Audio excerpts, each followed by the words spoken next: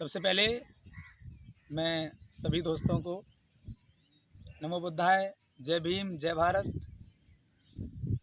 और मैं इसलिए वीडियो बनाई है कि आज थोड़ी ज़रूरी बात करनी थी। अभी थोड़ी देर पहले एक वीडियो आई है सुबोध साक्षी चैनल पे, कॉल रिकॉर्डिंग वायरल करते हुए उन्होंने फिर से एक हम पे आरोप लगाया है कि मनोज शास्त्री जी ने मनोज ब्लास्टर ने रची साजिश। समझ में एक बात नहीं आती है, कोई आदमी कभी कुछ समझने के लिए तैयार नहीं है।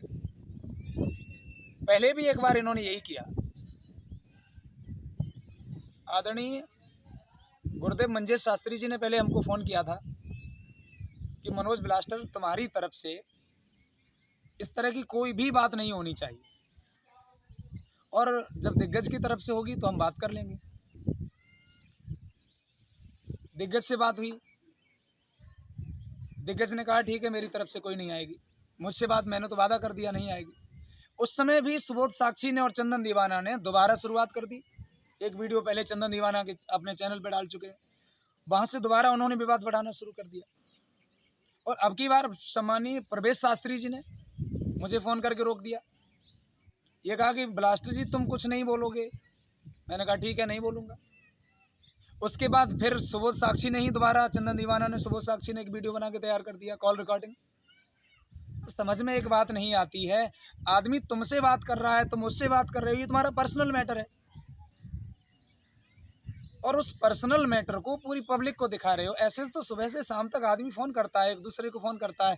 ऐसे तो मोबाइल कॉल रिकॉर्डिंग वायरल करने की प्रथा बन जाएगी, लोग एक दूसरे की कॉल रिकॉर्डिंग वायरल करेंगे। जो जैसा कर्म करेगा उसके लिए वैसे फ़ोन आएंगे। क्या हमारे पास ऐसे फ़ोन नहीं आते? क्या मुझे लोग इस तरह की बातें नहीं करते?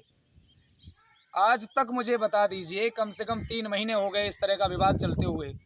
मुझे समझाने वालों ने भी फ़ोन किए हैं, मुझे बढ़ावा देने वालों ने भी फ़ोन किए हैं। मुझे एक भी रिकॉर्डिंग बता दीजिए जो मैंने अभी तक वायरल की हो। सुबोध साक्षी क्या समझते हैं अपने आप? मंजेश शास्त्री जी ने जब इनसे डायरेक्ट फ़ोन किया था तब उन्होंने ये कहा कि वो लड़का मानता ही नहीं है, और आज वही नौबत फिर आ गई। आज प्रवेश शास्त्री जी के साथ वही कर दिया।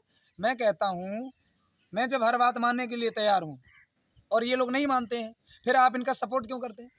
मैं आपसे निवेदन करना चाहता हूँ, चंदन दीवाना और सुबोध साक्षी, ये चंदन दीवाना के हाथ का बनाया हुआ थंबनेल, अगर नहीं मानते हैं तो सुबोध साक्षी से पूछ लीजिए, और नहीं, अगर ऐसा भी नहीं है, मैं सुबोध साक्षी पे बनवा के दिखवा दीजिए दोबारा। ये सब साजिश जितनी भी है सुबोध साक्षी, वो चंदन दीवाना रच रहा है। मैं कई बार कह चुका हूँ, पहले भी विवाद इसने ख़त्म नहीं होने दिया, और विवाद शांत होने के बाद दोबारा इसने शुरू कर दिया। ये चाहते क्या हैं ये लोग?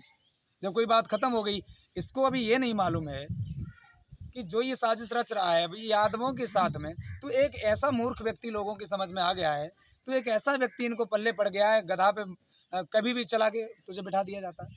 चंदन दीवाना की साजिश तू अभी तक नहीं समझ पाया भाई। मैं एक बात बार बार कह रहा हूँ, तुम्हारी जो औकात है वो तुम्हें पता चल जाएगी अगर लिमिट से बाहर ज़्यादा हो गई। मैंने अभी तक कुछ कहा नहीं है तुमसे। तुमने जब से गंदे गंदे वीडियो बनाए, मेरी पत्नी को सरेआम बदनाम किया, क्या मैं तुम्हारी पत्नी को बदनाम करना नहीं जानता हूँ? क्या मैं तुम्हारी बहन बेटी को बदनाम नहीं करना जानता हूँ? मैं केवल मर्यादित हूँ, इसलिए नहीं ज़्यादा बोलना चाहता हूँ। और कॉल रिकॉर्डिंग की वायरल करने की बात यह है कि अगर कोई व्यक्ति हमसे बात करता है तो उसका पर्सनल मैटर है, वो इसलिए बात नहीं करता है कि उसकी कॉल रिकॉर्डिंग वायरल की जाए। मैं सुबोध साक्षी के बारे में अभी 1 घंटा हुआ है ये चैनल पे आए हुए, इसलिए मुझे बोलना पड़ा।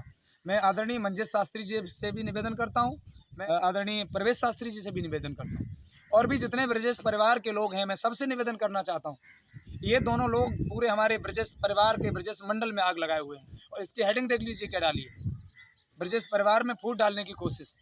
मैं कहना चाहता हूँ, ऐसी कोई भी मेरी तरफ से गलती नहीं है। और रही बात ये कि अगर वो कॉल मैंने कराई है तो उस पर कार्रवाई करिए, उससे मेरा कोई लेना देना नहीं है। मैं इस व्यक्ति को जानता भी नहीं हूँ जिस व्यक्ति ने आपसे बात की।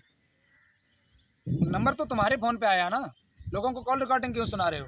वो नंबर ले जाइए, सीधे थाने में पहुँच जाइए। मैं तुमसे कब मना करता हूँ? अगर मेरी तरफ से ऐसी कोई भी बात हुई है तो हम उसे रोकेंगे। अगर आपके लिए किसी ने भी कॉल रिकॉर्डिंग वायरल करने की कोशिश की, या तुमने उसकी वायरल करने की कोशिश की, नंबर तुम्हारा एक दूसरे के पास है, उस नंबर को लेकर के थाने में पहुंच जाइए। इसमें मेरा क्या कसूर है?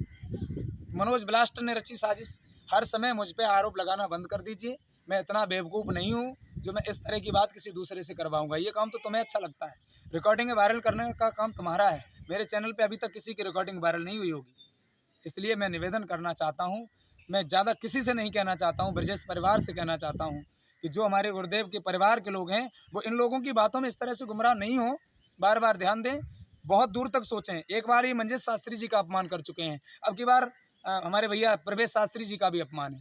जब उन्होंने हमको रोक दिया 3 दिन होने जा रहे हैं, उस दिन के बाद मैं कुछ नहीं बोला और ये व्यक्ति आज फिर दोबारा इसने कॉल रिकॉर्डिंग वायरल की और मेरा नाम लगा करके। आखिर ये लोग चाहते क्या हैं? ये तुम्हारी सफलता का विषय नहीं है कि तुम ब्रजेश परिवार में मेरा नाम लेकर के मुझे वोट डालना चाहते हैं। मुझे कोई दिक्कत नहीं है, आप लोग खुद समझिए ये लोग क्या करना चाहते हैं, हो क्या रहा है, इसको समझने की कोशिश करें। कोई व्यक्ति इनको गाली देता है, उससे मुझे कोई लेना देना नहीं है।